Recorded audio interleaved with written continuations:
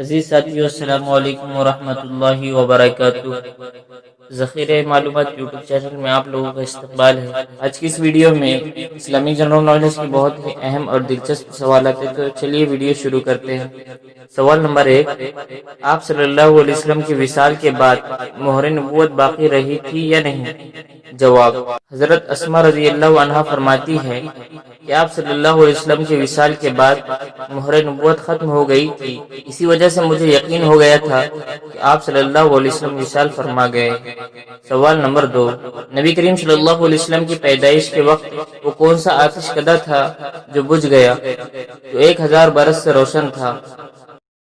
جواب، فارس کا آتش کدہ جو 1000 برس سے روشن تھا۔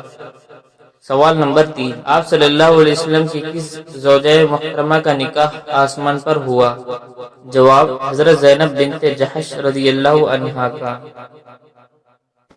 آئندہ ویڈیو میں ان 3 سوالوں کے جواب دیے جائیں گے۔ سوال نمبر 1، حضور صلی اللہ علیہ وسلم کتنی مقدار پانی سے وضو اور غسل فرماتے تھے؟